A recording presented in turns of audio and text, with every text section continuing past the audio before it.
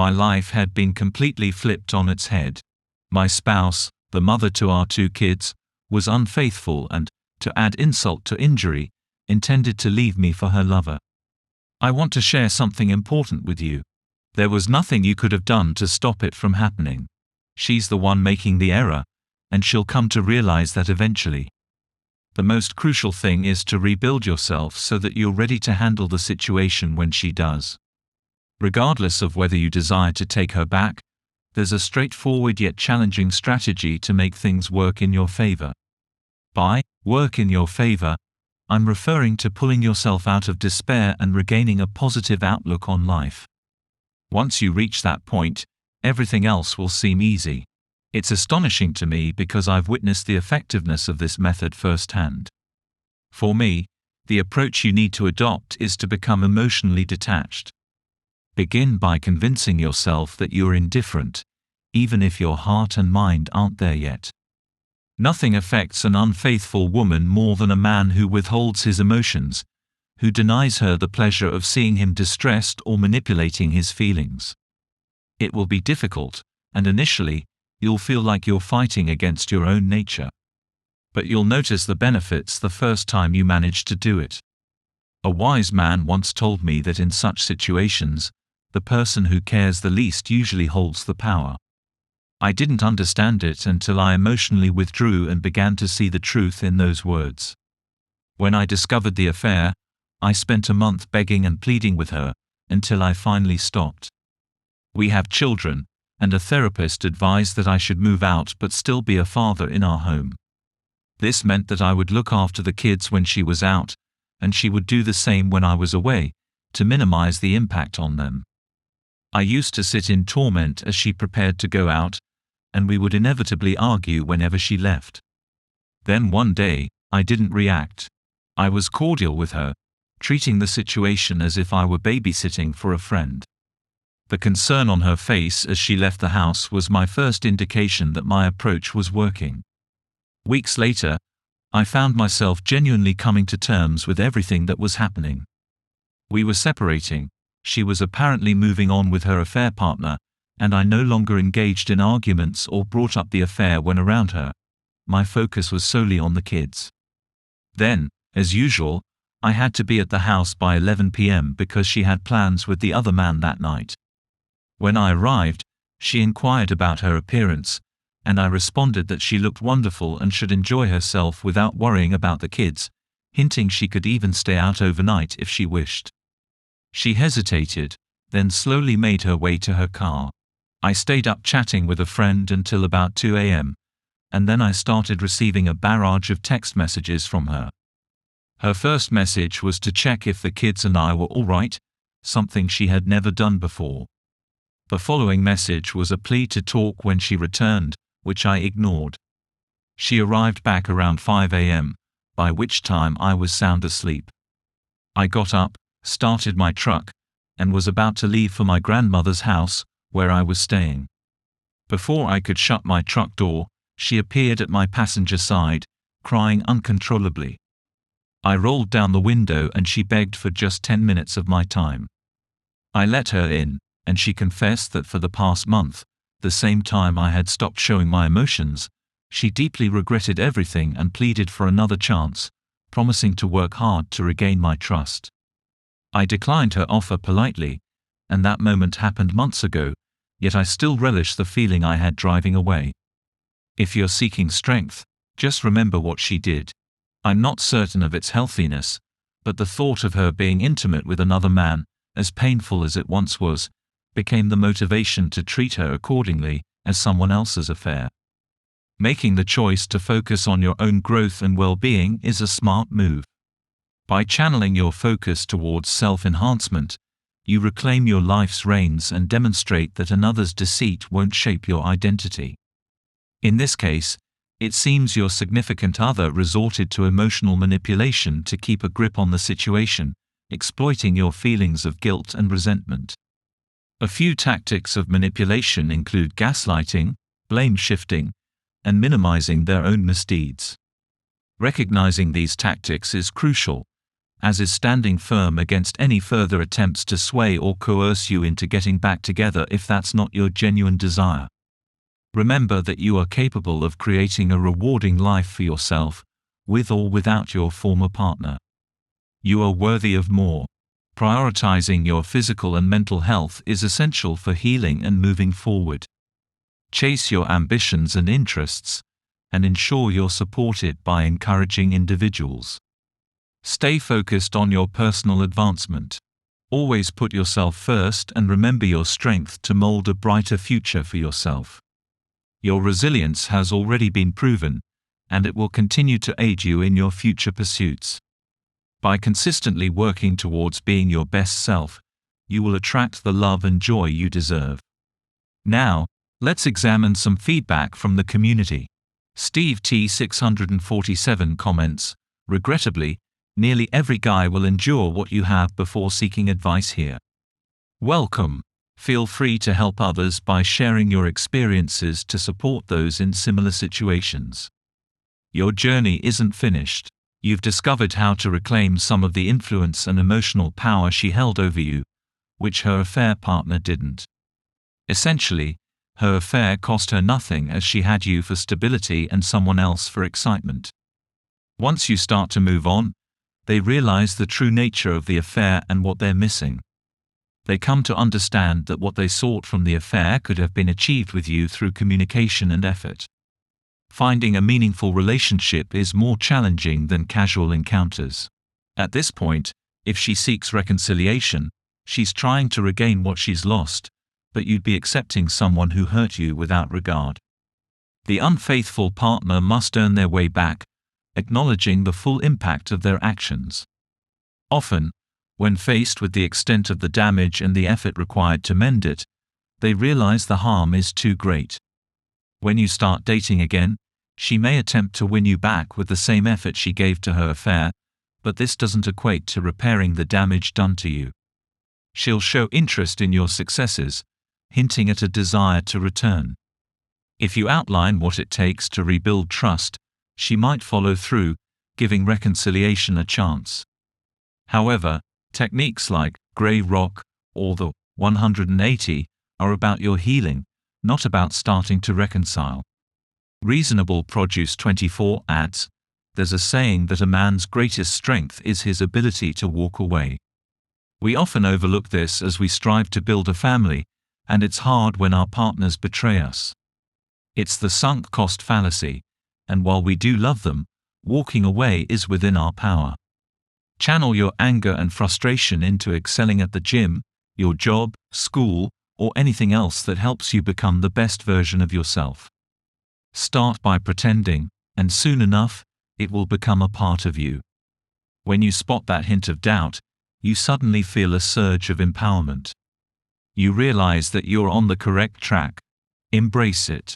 You're evolving beyond your history, you deserve more, and you're on your way to achieving it.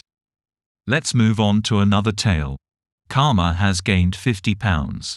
I don't necessarily subscribe to the idea of karma, nor do I plan to sit around waiting for it. Life can be blatantly unfair at times. We've all faced situations we didn't merit, and justice is often portrayed unrealistically by Hollywood. I believe that karma is frequently invisible to us and may take years to appear, by which time, ideally, we've moved on to a state of indifference. Nonetheless, I have a story that's simply too compelling not to share with you all. My ex ended our relationship abruptly last October.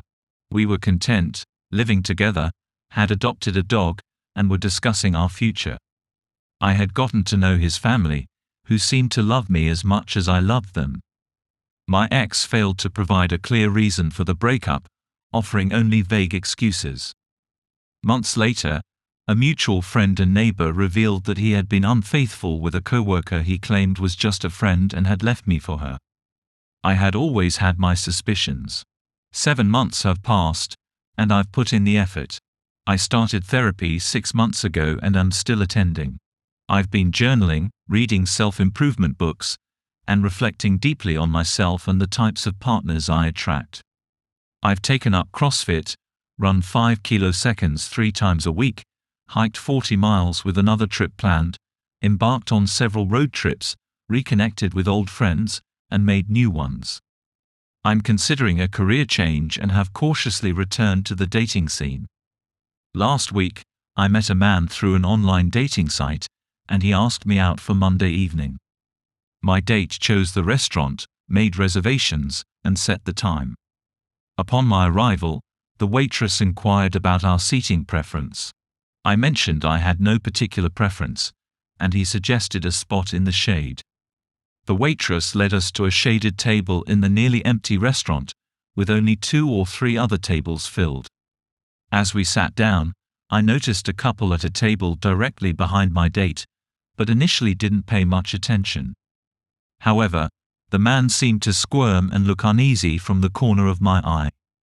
Trying to stay engaged with my date, I couldn't help but steal a quick look over his shoulder at the man. It appeared to be someone familiar. It couldn't be, but it was. It was my ex, who had gained a significant amount of weight, about 50 pounds since our last encounter. While we were together, his weight would fluctuate a bit, but as he was in the military, we always aimed to eat healthily and maintain an active lifestyle. He was with his new partner, and I didn't want to disrespect my date as we were having a great conversation, filled with humor and engaging questions, along with pleasant interactions with the waiter. I noticed my ex lean over the table and gesture for his partner to do the same. She leaned in, he whispered something, and then she sat back with an irritated expression. For the rest of their meal, she glared at him with a sour, pouty look, not uttering a single word. He, on the other hand, stared straight ahead as if turning his head in my direction would be catastrophic. They both sat in silence, not daring to look around, with a palpable tension between them. My ex seemed utterly miserable, and at no point did they give off the impression of a happy, healthy couple enjoying each other's company. Meanwhile, my date and I continued to enjoy our time together, chatting away. I never made eye contact with my ex, and as far as he was concerned, I didn't even realize he was there. Truthfully, I could barely recognize him with his swollen cheeks and visible belly rolls, and for a moment, I wasn't entirely sure it was him. When my ex got up to leave, he had to face me directly.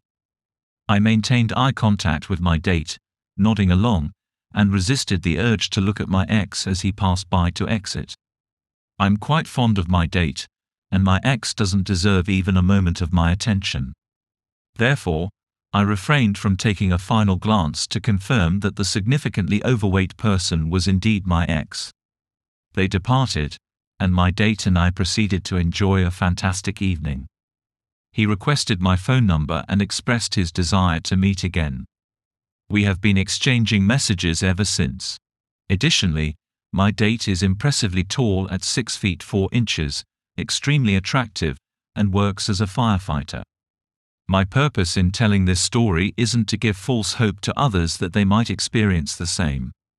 I never anticipated encountering my ex again, especially since I blocked him on every possible platform for a considerable time, and he will stay blocked forever.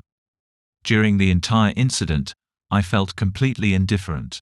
I harbored no feelings of hatred, jealousy, or even curiosity, just a slight pity for my ex and his evidently depressed demeanor. The angry reaction from his current partner was quite intriguing.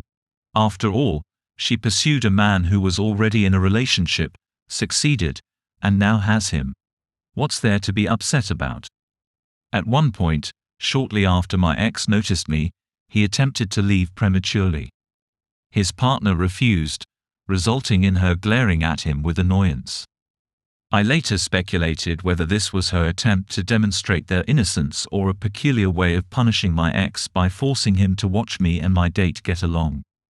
It was strange because my ex was visibly uncomfortable and eager to leave. I made sure to focus on myself and not let their presence spoil the enjoyable time I was having. I hope this story amuses those of you who are still struggling. Things do improve, but moving on requires taking responsibility and putting in the effort. You must genuinely desire it. Look after yourselves, so if you ever encounter a cheating ex, It's clear that you've risen above. And if you never have such an encounter, you'll still look and feel 10 times better. I'd like to believe that the hard work I've invested over the past 7 months has been worthwhile, but I know I'm not done yet. When I saw the man I once intended to marry, now bloated, all I could feel was pity. Stay strong and hang in there. Now, let's consider a few quick responses from the community. Bill 2550 comments, "The best form of revenge is living a good life." Ox adds, "It seems his affair partner caused him to lose all self-restraint. It's reassuring to see you reached a state of indifference quicker than many others. A swift recovery is always preferable." 7ron5n shares, "My story is strikingly similar to yours, with my ex of 5 years cheating on me with someone she met at her new job. We had a life together, shared expenses, adopted a dog, and were planning to marry. Then, suddenly, after 3 weeks at her new job in October, I was caught off guard, abandoned, and replaced. I've detailed the entire ordeal on my profile. A later revelation was that she is now pregnant with this stranger's child, a profound betrayal and one of the toughest psychological challenges I've faced. I haven't experienced the vindication you have, but reading your story gave me hope for the future. The karmic justice you encountered was remarkable, as no loyal partner deserves such a remorseless betrayal. I wish you continued success in living well. The story's karma appears to be quite gratifying. It's evident that the original poster has dedicated significant effort to self-improvement, fitness, and rebuilding their life since the breakup. Seeing their cheating ex, now unhappy and noticeably heavier, can be seen as a form of poetic justice. The original poster's OPs, emotional detachment and apathy towards their former partner and the person they had an affair with reflect their personal growth and maturity. They managed to enjoy their date and continue nurturing their budding relationship without any negative influence from their past partner. This shows resilience and a strong sense of identity. While it's generally wise not to rely on karma or expect it to deliver satisfaction or resolution, in this case, it appears to have played a role in the OP's process of healing and moving forward. It acts as a reminder that focusing on one's own progress, self-care, and embracing new possibilities can contribute to a more promising future. Another comment or a similar tale underscores the commonality of such experiences and offers hope to those who have faced comparable betrayals. Even if justice hasn't been meted out in the same way, it's heartening to witness others muster the strength to move past their challenges. The key takeaway from this narrative is the importance of self-care and creating a rewarding life, independent of other people's decisions and behaviors. Living well and prioritizing personal growth is a powerful means of self-empowerment and paves the way to a more fulfilling future. Make sure to hit like and subscribe, and feel free to leave a comment if you wish. See you in the next episode.